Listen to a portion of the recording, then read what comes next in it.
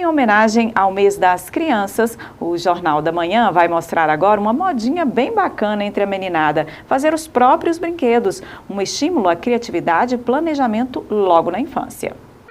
Júlia e Luísa são irmãs, têm muitos brinquedos e sempre estão juntas. Mas, ultimamente, o que elas gostam mesmo é de fazer os próprios brinquedos, como as casinhas de bonecas. Divertido porque você utiliza as coisas que vai jogar no lixo e pode fazer brinquedos e não precisa gastar dinheiro. Começou quando a minha amiga Luísa, ela queria que eu fizesse um trailer, uma escola, uma casa, um prédio, assim.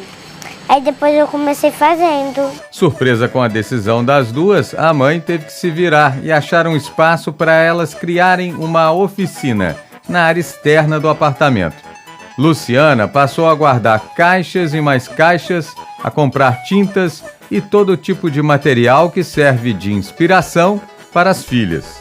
Agora eu gasto mais com lápis, com tinta, com guache, com glitter, com cola, né, que é a geração slime, né, do que propriamente com brinquedos mesmo. Eu achei legal, eu acho que a criança tem que ter a imaginação dela, né. Fazer o próprio brinquedo por si só já é uma brincadeira. Estimula ainda mais a criatividade e desenvolve o senso de organização e planejamento logo na infância. É o que diz esta especialista. A inteligência socioemocional ela é muito requisitada em vários ambientes de trabalho, em ambientes sociais. E o brincar com a criança, desde pequena, ela já vem exercitando essa habilidade, né? Além das habilidades sociais, tem as habilidades motoras, as habilidades sensoriais, que são as motoras finas, né? Trabalhar com a mãozinha, ficar olhando para o que está fazendo, trabalhar olho, mão, as texturas, né? Então, tudo isso é um conjunto de habilidades que a criança desenvolve no brincar.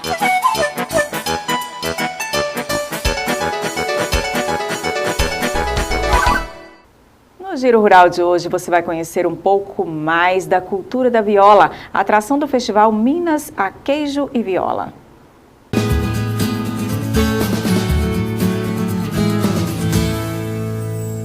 O motor do instrumento é sempre o tampo. Então o tampo é a peça principal do instrumento. Eu uso tampos assim de madeiras consagradas na luteria, eu uso tampo alemão, um abeto alemão, uso tampo canadense ou tampo americano. Então, como eu estava te falando, o tampo é o motor do instrumento. Então, isso aqui já é um tampo que já passou por um processo, está praticamente pronto para ser colado na estrutura da caixa. Então, essa estrutura interna que você não vê, porque quando você vê o instrumento, você só vê isso. Por dentro ele é assim.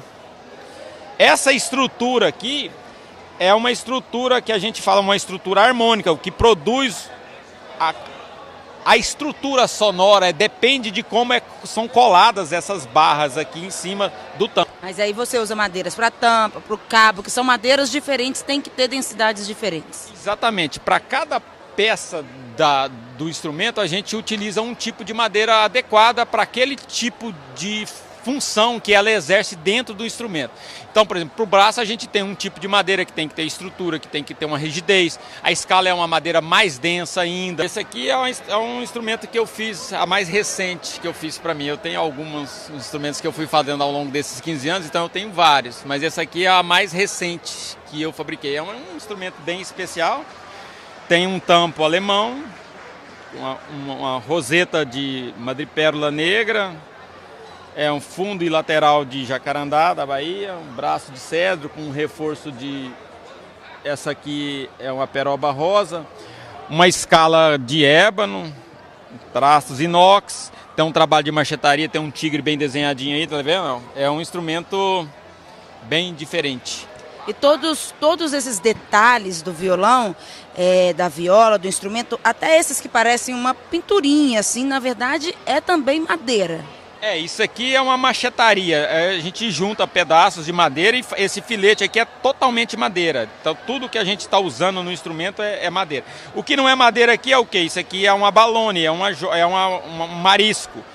cortado, lixado e incrustado na madeira. Então, tem um aspecto visual, estético, mas isso aqui é madeira. Tá? E até quanto pode custar uma peça dessa? Um bom instrumento custa em torno de R$8.000, mas tem peças que custam 20 mil, 30 mil, depende do grau de luxo. Aí já extrapola vamos dizer assim, a necessidade.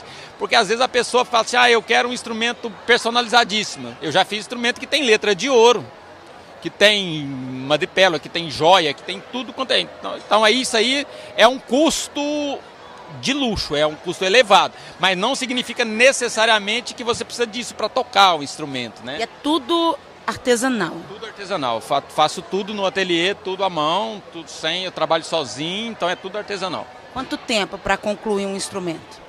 Olha, hoje eu faço aproximadamente 2, 3 instrumentos por mês no máximo. E dependendo do grau de luxo do instrumento, às vezes não consigo fazer nenhum. Eu posso imaginar que você tem fila de espera para quem quiser um instrumento seu. Hoje eu tô com uma fila aí, tipo, entre uns 40 instrumentos.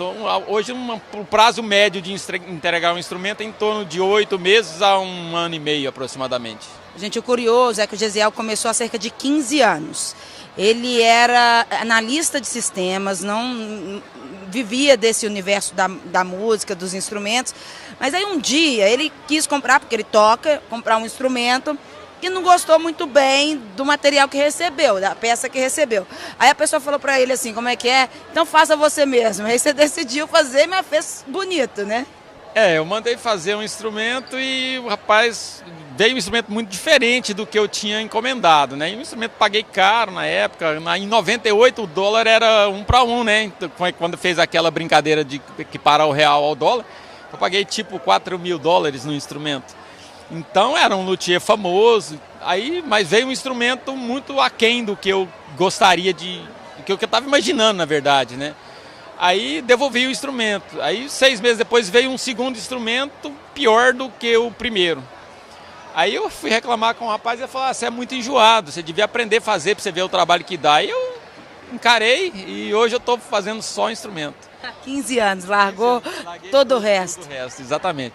Eu tinha uma empresa de máquina e ferramenta e mexia com informática também. Então eu fechei as 2 empresas e hoje trabalho só com construção de instrumentos. Sorte. Conclusão, é bom não desafiar esse moço.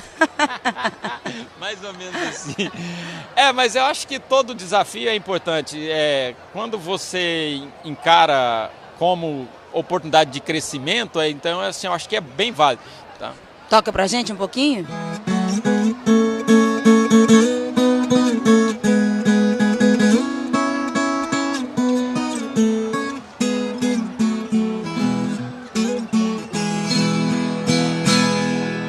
Bacana, né? E a receita do dia também tem queijo. Você vai aprender a fazer um queijo em casa, fácil e delicioso. Vamos aos ingredientes: 10 litros de leite, 20 ml de coalho e 2 colheres de sopa de sal. Então aqui, nesse leite, eu já coloquei o coalho e vou colocar 2 colheres de sal. Dependendo do coalho utilizado, a massa deverá ser cortada após 30 a 40 minutos. Agora eu vou escorrer o soro e colocar a massa nas forminhas. Agora aqui não tem erro não. Agora chegou a hora de colocar a massa nas forminhas, viu? E aí dá uma espremidinha e pronto. Agora é a hora de dar uma apertadinha nele, né? Para tirar, sair todo o soro.